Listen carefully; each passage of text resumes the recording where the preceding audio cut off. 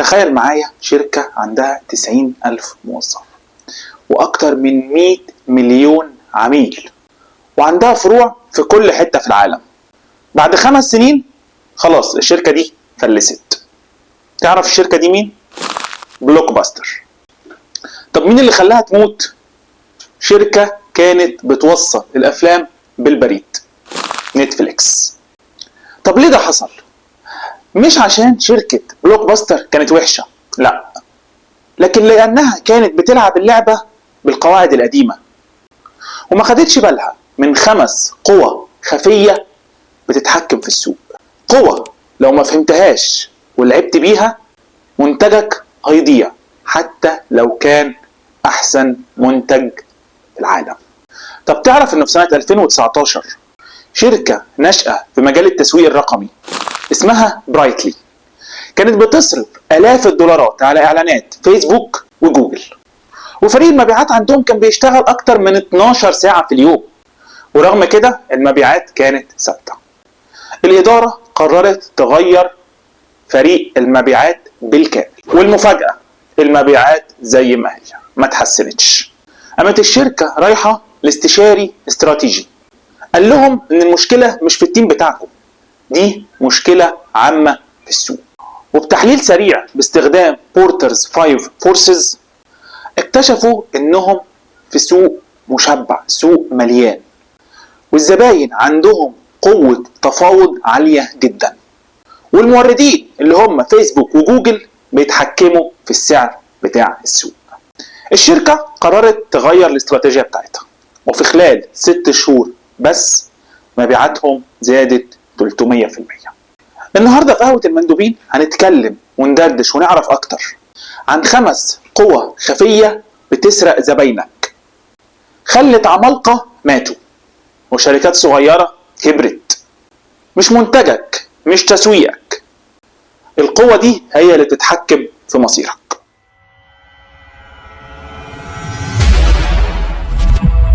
أهلا وسهلا بيكم، معاكم ريمون إبراهام وحلقة جديدة من قهوة المندوبين. هات كوباية الشاي أو كوباية القهوة بتاعتك ويلا بينا ندردش. يا ترى إيه هي قوى بورتر ال5 أو بورترز 5 فورسز؟ تخيل معايا البيزنس بتاعك مش مجرد محل أو شركة، دي ساحة معركة. في أستاذ عبقري من جامعة هارفارد اسمه بورتر اكتشف إنه أي مشروع بيتحرك وسط 5 قوة رئيسية، 5 لعيبة لازم تكون عارفهم كويس علشان تقدر تكسب وتفضل في اللعبة. أولا المنافسين، دي الخناقة اللي انت جواها. 2 الداخلين الجدد، ده الخطر اللي ممكن يجيلك في أي لحظة وياخد العميل بتاعك. 3 البدايل، الحاجة اللي ممكن الزبون يشتريها بدل المنتج بتاعك أو الخدمة اللي بتقدمها وتحل محلها. 4 الموردين اللي بيتحكموا في السعر عليك. و5 وآخر حاجة الزباين اللي برضو بيتحكموا في السعر عليك. كل واحدة فيهم ليها قصة، وكل قصة ليها ضحية، وغالبا الضحية انت. يلا بينا نتعرف عليهم نقطة نقطة. القوة الأولى هي المنافسين أو الكومبيتيشن. بص حواليك كده، بص المحل اللي جنبك والمحل اللي قدامه، الاتنين دول بيتخانقوا على نفس العميل. كل واحد فيهم عايز ياخد الزبون اللي واقف محتار، هروح المحل ده ولا ده. دي مش منافسة عادية، دي خناقة على قطعة من كيكة صغيرة. تخيل معايا انت صاحب كافيه والمحل اللي جنبك او الكافيه اللي جنبك نزل عرض اشتري قهوة تاخد الكرواسون مجانا. فجأة زباينك بيقلوا وبيروحوا له عشان المنافسة هنا كلها ضرب. السؤال هنا، هل الزبون بتاعك بيشوفك زيك زي اي حد تاني في السوق؟ مفيش اي فرق بينكم؟ لو الاجابة يبقى انت في قلب الخناقة دي. وبالمناسبة احنا اتكلمنا في الحلقة اللي فاتت على المحيط الاحمر والمحيط الازرق، تتكلم اكتر عن النقطة دي، ممكن ترجعوا تشوفوها. تاني قوة هي الداخلين الجدد او the threat of new entrant. الحكاية دي بتحصل في الضلمة، ممكن تكون شغال كويس وفجأة تلاقي منافس جديد ظهر من العدم. تخيل معايا واحد صاحبك قرر يفتح مشروع، حقه صح؟ حق. لو قرر يفتح عربية اكل سريع في الشارع بتاعك، الموضوع سهل، هيجيب العربية او المحل يأجره، يجيب شوية المعدات وتاني يوم الصبح ممكن يكون مخلص ويبدأ شغل، لأن دي صناعة حاجز الدخول ليها بسيط قليل ضعيف. لكن لو صاحبك ده قرر يفتح مصنع عربيات، الموضوع صعب وهياخد وقت وعايز فلوس، الموضوع مش سهل زي مثلا محل صغير. السؤال هنا، هل في حاجز يمنع أي حد يفتح مشروع أو بيزنس زي بتاعك بكرة الصبح؟ تالت قوة هي قوة التفاوض بتاعة المشترين، bargaining power of the buyers. هنا الزبون بيبقى سيد الموقف. لما بتكون بتبيع حاجة سهلة تتجاب من أي مكان، الزبون بيبقى عنده قوة كبيرة علشان يضغط عليك علشان ياخد أفضل سعر. تخيل معايا أنت بتبيع تيشيرت أبيض سادة، تيشيرت أي محل ممكن يبيعه. الزبون هيدخل لك أول ما هتقول له ده سعره كذا يقول لك لا ده أنا لقيته في المحل اللي جنبك أرخص، أنا هروح أشتري من عنده. هنا أنت هتبقى مضطر عشان تبيع وتفضل فاتح المحل وبتكمل البيزنس انك تنزل السعر. على العكس لما تكون بتبيع حاجة فريدة، حاجة مش منتشرة او مش موجودة يمكن غير عندك، الزبون ساعتها مش هيقدر يساوم كتير ويفاصل كتير. زي مثلا سيرك دي سوليه، مفيش منه بديل، عشان كده هو اللي بيتحكم في السعر. السؤال هنا، هل الزبون هو اللي بيختار السعر ولا انت؟ القوة الرابعة هي قوة تفاوض الموردين، the bargaining power of suppliers. المورد ده شريكك، هو اللي بيديك البضاعة أو المواد الخام اللي بتستخدمها عشان أو بتبيعها علشان تكسب منها. لكن يا ترى مين اللي بيتحكم في السعر، أنت ولا هو؟ تخيل معايا أنت عندك مصنع هدوم والمورد بتاعك هو الوحيد في البلد اللي بيعمل القماش المعين أو المخصوص اللي أنت بتستخدمه في الهدوم بتاعتك. هو قرر يرفع السعر عليك، ساعتها انت هتبقى في ورطة. في الحالة دي هو اللي بيتحكم في اللعبة مش انت.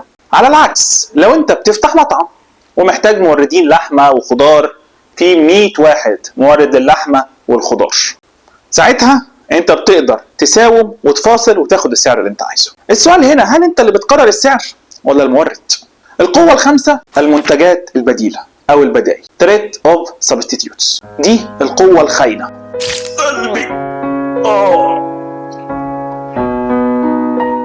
اللي بتيجي من وراك وتخطف زبونك من غير ما انت تحس خالص. تخيل انك ديزاينر بتاخد على الديزاين $500 وجاء واحد بيقول للعميل تعالى يا عم انا هعلمك وخليك تعمل انت الديزاين بتاعك بنفسك وكمان من غير فلوس. انت مستقبلك وشغلك راح. دي مش منافسة، دي خيانة.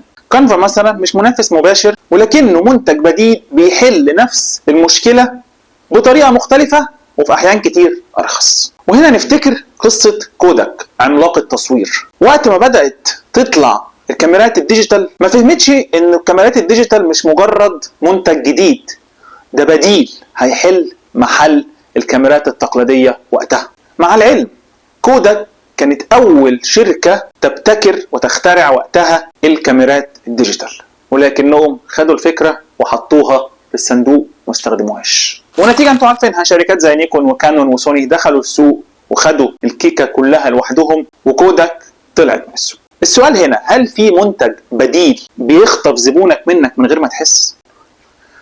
طب يا ترى ايه الحل وايه الاستراتيجيات اللي نعرف نشتغل بيها لكل قوة او كل وحش عشان نقدر نلعب اللعبة دي معاهم؟ اول مشكلة شدة المنافسة. المشكلة ان السوق زحمة والمنافسين بيشدوا الزباين منك. الحل بسيط، انك تتميز وانك تبدأ تربط الزباين دول بيك، تبدأ تخليهم عندهم ولاء. ده ممكن يحصل عن طريق اول حاجة انك تعمل كاستمر لويالتي بروجرام زي برنامج الولاء بتاع ستاربكس اللي بيخلي العميل كل ما بيشتري حاجة بيكسب نقط، ومع الوقت ممكن يبدل النقط دي بحاجة ياكلها او يشربها. هو العميل هنا عايز يفضل معاك عشان يستفيد كمان، هو حابب المنتج بتاعك وكمان عايز يستفيد. او انك تقدم ميزة فريدة unique selling proposition. اسأل نفسك ايه اللي انا بعمله ومحدش تاني حواليا بيعرف يعمله زيي او انا مختلف عنهم فيه. زي مثلا لو عندك مطعم بيتزا، ممكن انت تكون بتعمل البيتزا بتاعتك ب100% مكونات عضوية، بينما كل اللي حواليك لا. ميزة ممكن تشتغل عليها تميزك عن اللي حواليك. او انك بتقدم اسرع دليفري في المنطقة، الميزات دي بتقلل المنافسة عليك. او انك يبقى عندك خدمة عملاء ما حصلتش، زي شركة زابوس اللي كانوا بيقدموا شحن مجاني، تشتري اي حاجة انت عايزها ورجع اي حاجة انت عايزها لمدة توصل لسنة كاملة. ده بيخلي الزبون يثق فيهم ويكمل معاهم. تاني وحش او تاني خطر هو المنافسين الجداد. المشكلة ان اي حد ممكن يفتح مشروع زي اللي انت فاتحه، اي حد يقدر يدخل اللعبة بسهولة. الحل انك تبدأ تبني حواجز، لانه اي حد يقدر يدخل نفس اللعبة بتاعتك. ده ممكن يحصل عن طريق انك تبني علامتك التجارية انها تكون قوية، او بيسموها البراند ايكويتي. لما علامتك التجارية تبقى جامدة وتبقى قوية، صعب ان اي حد يدخل يلعب معاك في نفس الجيم بتاعك. موبايلات ايفون، قوة العلامة التجارية هنا مش بس مجرد اسم، دي ثقة وراها سنين طويلة. نقطة تانية تساعدك انك تقلل الداخلين الجدد عن طريق التحكم في التكاليف والانتاج بكميات كبيرة. احنا عارفين ان كل ما انتجت كميات اكتر، كل ما اليونت كوست او سعر الوحدة بيقل، فبالتالي لو حد هيدخل تاني السوق هيبقى الكوست عليه عالي الا لو وصل لنفس الانتاج الكبير اللي انت بتنتجه. فانك تبقى بتنتج كتير وبتبيع كتير، ساعتها انت عندك ميزة صعب قوي حد يقدر يدخل يلعب معاك اللعبة بتاعتك. ثالث نقطة، ودي مش كل الناس تقدر تشتغل فيها، هي براءات الاختراع والملكية الفكرية. زي طبعا لو عندك منتج فريد او اختراع انت لسه عامله وبتبيعه، زي شركات الادوية. اي دواء بينزل جديد بيتعمل له حاجه اسمها بيتنسي. البيتنسي دي معناها انه محدش يقدر ينزل نفس الدواء لمده معينه بتصل ل 10 سنين و20 سنه. المده دي الشركه بتبيع المستحضر ده لوحدها في السوق. ده بيخلي محدش يقدر يدخل تاني معاها يزاحمها في نفس السوق. ثالث قوه هي القوه التفاوضيه للمشترين، الناس اللي بتشتري وقوتهم. المشكلة هنا ان العميل بيقدر يضغط عليك عشان ياخد خصم او ياخد ميزة اعلى. الحل هنا انك تزود تكلفة التحول. يعني ايه تكلفة التحول؟ تكلفة التحول يعني الناس بتشتري المنتج بتاعك، فبكرة الصبح قرروا يشتروا المنتج التاني. التحول هنا سهل جدا. طب لو تخيلنا ان المنتج بتاعك ليه اكسسوارز معينة بتركب عليه، صعب قوي يغير للمنتج المنافس، لانه هيضطر يشتري كل حاجة وكل الاكسسوارز دي للمنتج المنافس، فبالتالي هيكمل معاك. دي اسمها تكلفة التحول. طب ده نعمله ازاي؟ عن طريق انك تخلي العميل عشان ينقل من عندك لشركة تانية. الموضوع صعب ومكلف، ممكن يكون مش مكلف فلوس، بس ممكن يكون مكلف وقت، مكلف مجهود. زي برامج شركات المحاسبة الصغيرة، بمجرد ان انت تبدأ تشتغل مع الشركة دي بتبقى حطيت كل البيانات بتاعتك على السيستم بتاعهم. بيبقى فكرة ان انت تنقل من مكان لبروجرام تاني بيبقى الموضوع صعب، لانه هياخد وقت وهياخد مجهود، وممكن لا قدر الله داتا تضيع. فانت unless ان في مشكلة مش هتحاول تغير. او انك تكون بتعمل حاجة محدش غيرك بيعملها، ساعتها المشتري او الزباين مش هيبقى عندهم الباور ان هم ينهدوا معاك في السعر. زي مثلا سبيس اكس، مفيش ناس كتير بتلعب في الحتة بتاعت سبيس اكس اللي هي خدمات اطلاق الصواريخ، فبالتالي سبيس اكس بيحط السعر اللي عايزه. ثالث حاجة ممكن تساعدك هي فكرة الباندلينج، انك تقدم بندل او مجموعة من الحاجات مع بعض في عرض واحد. ده بيخلي العميل بياخد قيمة اكبر مقابل السعر. ودي بنلاقيها كتير جدا، انه تلاقي مثلا اشتري ده مع ده مع ده بسعر مخفض. البندل ده بيخلي الناس تشتريه وتكمل عليه. 4، القوة التفاوضية للموردين. المشكلة ان الموردين بيتحكموا في السعر او الجودة بتاعة المواد الخام او الحاجة اللي بتشتريها. الحل انك تقلل، انك تكون معتمد على مورد واحد بس. ده ممكن يحصل عن طريق الدمج الرأسي، اللي هو ايه ده مش فاهم يعني، بيسموه vertical integration. لما تكون انت واخد سلسلة التوريد من اولها لاخرها، زي شركة زارا بتصمم وبتصنع وبتبيع منتجاتها بنفسها. كل السبلاي تشين من اولها لاخرها هم المتحكمين فيها. ده خلاها بتتحكم بالكامل في الجودة، في الوقت، في السعر، ان هم كل حاجة تحت ايده. طب انت مش هتقدر تعمل الموضوع ده، مش هتقدر تاخد الموضوع انه من اوله لاخره يبقى معاك. يبقى لازم تنوع الموردين بتوعك. يبقى عندك كذا مورد لنفس الحاجة وتشتغل معاهم كلهم، علشان لو واحد على السعر عليك تعرف تروح للتاني. ثالث حاجة انك ممكن تعمل علاقات استراتيجية طويلة الامد. بدل ما تكون انت والمورد شريك وعميل، اعملوا لونج تيرم بارتنرشيب.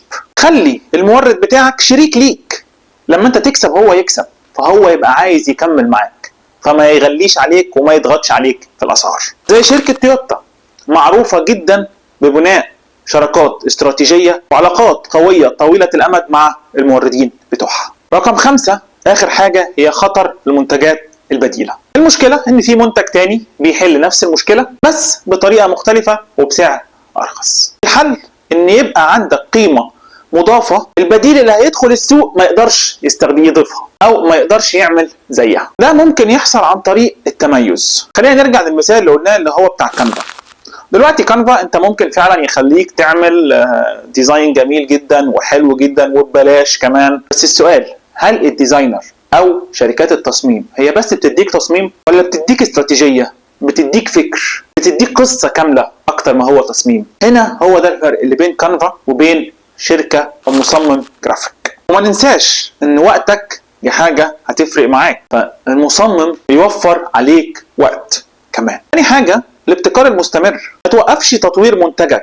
نتفليكس فهمت الكلام ده وبدأت تطور نفسها، فهمت انه خطر الكابل التلفزيون والدش والكلام ده، فبدأت دايما تطور نفسها وبدأت تنتج هي افلامها عشان ما يبقاش في حد في السوق عنده زي ما هي عندها. الابتكار ده خلى عندهم ميزة تنافسية محدش يقدر يلعب معاهم. ثالث حاجة التثقيف والتوعية.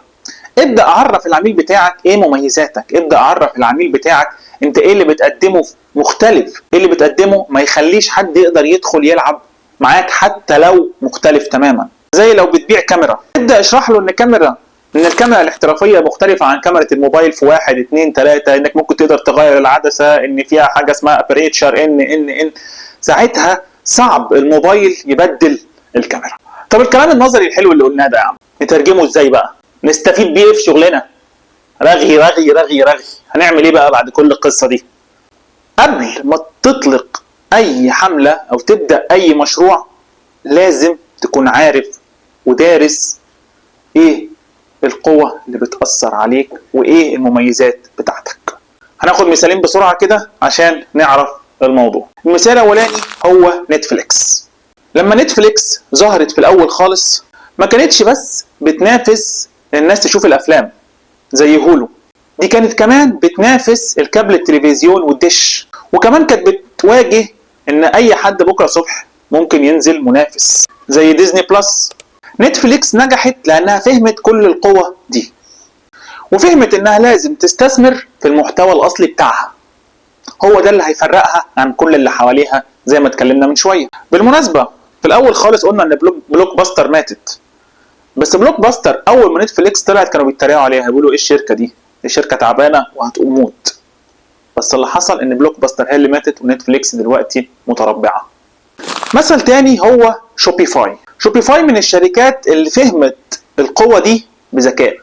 هي مش بتنافس منصات التجارة الإلكترونية الموجودة، دي بتدي التاجر قوة تفاوض أكبر قدام الموردين بين قوسين شركات الشحن، لأنها بتوفر له قنوات مختلفة وكمان بتقلل من قوة المنتجات البديلة. الخلاصة القصة مش منتج حلو وخلاص، القصة قصة السوق اللي انت فيه. لو فهمت القوة دي هتعرف ليه بيزنس بيكسب وليه بيزنس بيقع ويفلس. فكر فيها بجد، منتجك احسن منتج في السوق، احسن منتج في العالم، بس دايما السوق اقوى. افهم السوق تنجح حتى لو انت مش الافضل. بدل ما يكون فريق العمل بتاعك بيشتغل رد فعل اللي بيحصل من السوق، خلي الفريق بتاعك يفكر تفكير استراتيجي ويبدأ يفهم السوق ويشتغل على أساسه. زي ما قال مايكل بورتر بنفسه، جوهر الصياغة الاستراتيجية هو التعامل مع المنافسة. لو عجبك الفيديو اعمل لايك وسبسكرايب علشان يوصل لك كل جديد. ممكن تشير الحلقة مع أصحابك علشان الكل يستفيد، ولو تحبوا تعرفوا أكتر ممكن تنزلوا تبصوا بصة على المصادر.